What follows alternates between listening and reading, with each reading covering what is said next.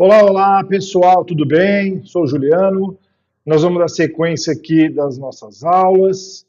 Hoje vai ser a quarta aula, onde nós vamos abordar o assunto resposta imune primária. Então, vamos aqui para a aula. Então, iniciando aqui, pessoal, essa imagem, né, é um clássico, né, aqui do nosso querido Abbas. Então é um livro que é muito interessante, né, para quem trabalha com imunomatologia, para quem é da hemoterapia, precisa saber os conceitos principais da imunologia. Tá? Então, e para cada situação, né, de preparo de transfusão, nós precisamos fazer o uso, né, desse conhecimento. Então a gente precisa avaliar todos os casos, então, de acordo com o seu cenário, né, e transferir essa informação aqui da imunologia para o nosso caso ali, para as nossas amostras que estão na bancada. Bom, então aqui iniciando. Então nós temos esse gráfico, né, que representa a resposta imune primária e resposta imune secundária. Então, do lado esquerdo, né, temos o morro mais baixo, que representa a resposta imune primária, e do lado direito nós temos o morro mais alto, né, representando aqui a resposta imune secundária. Então, para agora aqui, para essa aula, nós vamos falar apenas da primária, e depois já a seguir, né, vamos falar da resposta secundária. Então, esse gráfico aqui, ele representa, né, então, a altura desse morro, ele está representando aqui o título, né, então, a quantidade de anticorpos séricos, ou seja, a quantidade de anticorpo que o paciente tem na amostra dele naquele momento ali que foi coletada, né, um volume ali de sangue, 5, 10 ml, 15 ml de sangue. E na linha de baixo, né, ali é a representação do tempo, então, do período da sensibilização até o início da resposta e o término dessa resposta. Então vamos lá. Então como que um imunomatologista ele precisa enxergar isso? E aqui todo mundo precisa enxergar. Né? Aqui a gente precisa consolidar o nosso conhecimento. Então vamos supor que o paciente hoje, né, então aí no dia zero, então estamos falando aqui em 23 de 3 de 2026, o paciente recebe uma transfusão de concentrado de hemácias. E aqui, gente, essa representação vai ser sempre direcionada aos concentrados de hemácias, tá? Que é onde a gente tem o maior percentual aqui de sensibilização, até pela própria característica do hemocomponente. Então, o que acontece? Então, o paciente recebe uma transfusão hoje. Então, um paciente que nunca havia recebido transfusão, para deixar as coisas mais fáceis, vamos pensar também que é um paciente sem gestação, então um paciente sem contato nenhum, né, com hemácias, tá? Então, ele recebe essa transfusão e ele, né, vai ser sensibilizado, ou seja, ele recebe ali, né, obviamente, uma carga grande de substâncias estranhas para o organismo dele, e essa substância aqui estamos focando na superfície das hemácias, tá? Tem outras coisas ali no sangue? Tem, mas vamos focar aqui nas hemácias. Né? Vamos pensar aqui num laboratório, né, de agente transfusional e imunematologia, seja ela de doador ou de pacientes, né, uma imunemato clínica. Então, o paciente recebe uma carga grande de substâncias estranhas a ele, né, posicionadas ali na superfície das hemácias, chamadas de antígenos. Tá? Então, se houver, né, a sensibilização, e o que é isso? Né? A partir do momento em que um linfócito B ele reconhece alguma estrutura da hemácia, e aqui estrutura estou falando de substâncias, de moléculas presentes na sua superfície, e essa molécula é para o sistema imune desse indivíduo, do paciente aqui no caso, um antígeno. Né? Então, relembrando que antígeno é toda substância estranha ao organismo capaz de fazer com que o sistema imune desenvolva uma resposta contra ela. Então, esse paciente ele passa a ser sensibilizado.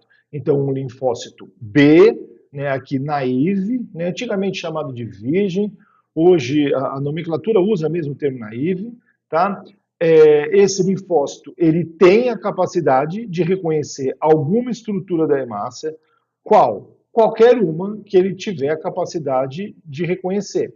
Tá? Então, nós temos uma quantidade muito grande desse tipo celular. Então, o linfócito B é uma célula responsável pela resposta imune adaptativa humoral, ou seja, é uma resposta muito bem elaborada, mais lenta, porém extremamente eficiente. Só que ela vai precisar de um período aí. E nós temos uma quantidade enorme desse tipo celular. Tá? Então, estima-se que nós tenhamos de 10 elevado à sétima potência até a décima nona potência.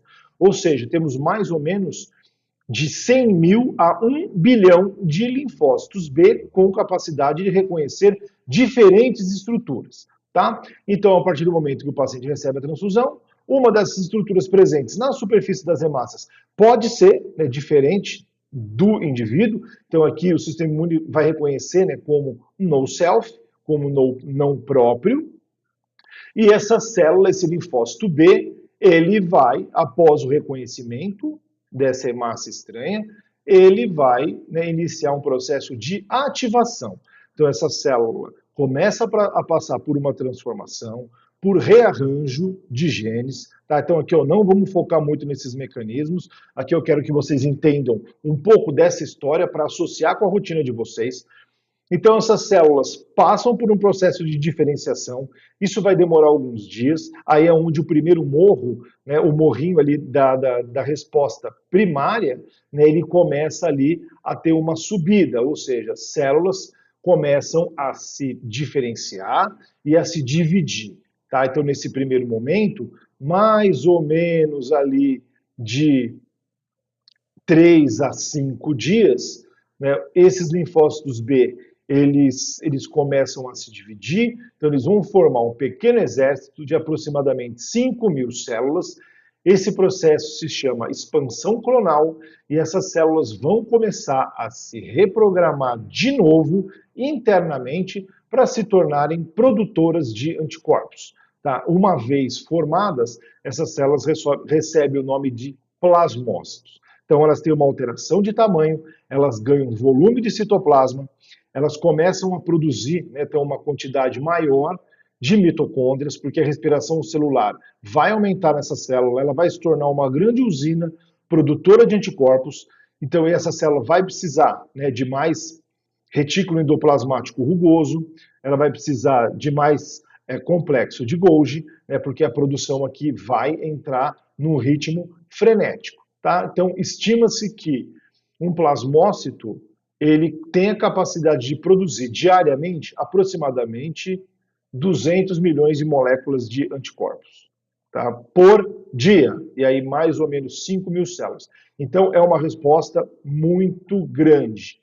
Pensando molecularmente, a gente tem uma quantidade absurda dessas estruturas, dessas glicoproteínas, desses anticorpos que vão ser produzidos, e esses anticorpos vão para a circulação sanguínea. Tá? E no momento que eles vão para a circulação sanguínea, eles vão se encontrar com as hemácias que apresentam lá os antígenos que despertaram a atenção do sistema imunológico. Então, numa resposta primária, essa etapa dura aproximadamente 15 dias, tá? Mais ou menos, gente, coisa de literatura. Pode ser que vocês já tenham visto algum paciente que em 5, 8, 10, 20 dias ele tenha começado a apresentar aqui anticorpos, tá? Então, de acordo com a literatura, de acordo com Abbas, então em mais ou menos 15 dias, vai alcançar, então aqui, o pico de produção de anticorpos, e numa resposta primária, nós estamos falando de anticorpos de classe IgM, então no 15º dia alcança-se primeiro ali o primeiro platô do morrinho, do primeiro morro aqui da resposta primária. Então vai ter uma quantidade grande desses anticorpos sendo produzidos, então na sua grande maioria IgM com um resíduo de IgG. Tá? Então, passado esse período, os anticorpos tendem a se ligar aos seus respectivos antígenos. Essas hemácias elas vão ficar marcadas, então os anticorpos eles vão se ligar ali, e numa resposta primária existe pouca relação com com reações transfusionais mais agudas. Então, geralmente aqui, a resposta ela tem uma intensidade menor em relação à destruição dessas células. Tá? Então, mas de qualquer forma, essa transfusão ela não vai ter o incremento esperado. Né? Quando o médico faz uma solicitação de transfusão, ele quer corrigir, né, aquele quadro, né, do paciente, aquele quadro de anemia, e a gente sabe que as hemácias transfundidas elas ficam aproximadamente 90 dias circulantes. Então é o período que tem para esse paciente se recuperar. Porém, com a presença dos anticorpos, por sensibilização, esse tempo vai ser reduzido, porque os anticorpos vão se ligar, as hemácias vão ser retiradas de circulação, tá? Que na maioria das vezes, né, através de uma hemólise extravascular, então quem vai fazer esse trabalho vai ser o baço e um pouquinho o fígado faz também, tá? Então faz um processo chamado clearance, né? Então onde essas células são retiradas de circulação, só que qual é o problema? O paciente volta à condição anterior, né? Então o que ele recebeu e o que era incompatível, né, acaba sendo tirado de circulação. O paciente dificilmente apresenta aqui alguma reação importante, só que o paciente pode começar a apresentar os sintomas anteriores, né? Então, geralmente ali de tontura, de fraqueza, e aí o paciente muitas vezes ele acaba procurando novamente o hospital. Então, ao término dessa etapa, então com a diminuição do estímulo, né, pela retirada dessas hemácias transfundidas, então a resposta imunológica tende a diminuir, é onde o morrinho ali da resposta primária começa a baixar, né? Então essas células que trabalharam exaustivamente para produzir anticorpos, elas entram em processo de apoptose, né? Então de autodestruição, né? Então porque elas se esgotam, porém algumas são preservadas, e essas células que são preservadas, esses linfócitos, né, eles vão se tornar células de memória.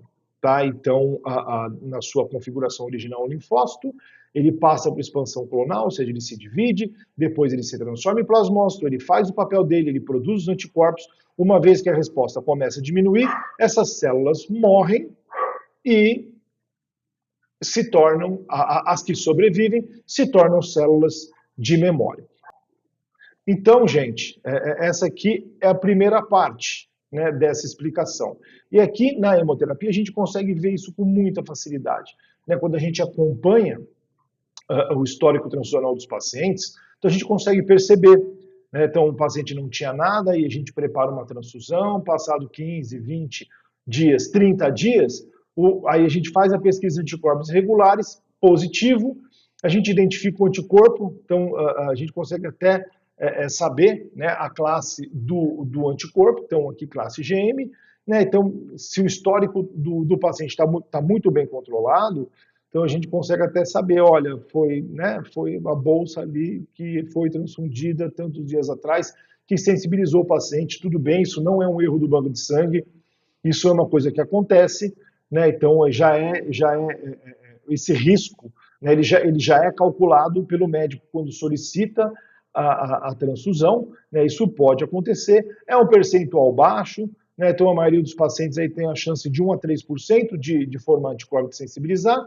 Então tem um grupo dos pacientes com anemia falciforme, que aí é uma outra situação, uma outra condição, onde eles têm aí 10 vezes mais chance de formar anticorpos, mas isso aqui vai ficar para um outro momento, tá? Então aqui, ó, espero ter sido muito claro nessa questão, né? Então é uma linha do tempo que a gente precisa traçar, tá? Então após esse período, então o paciente ele passa a ter células de memória. Então agora toda vez que ele receber uma transfusão que tiver aquele antígeno, né? Então o paciente ele vai ter uma resposta e a partir daqui agora ele vai entrar numa resposta secundária.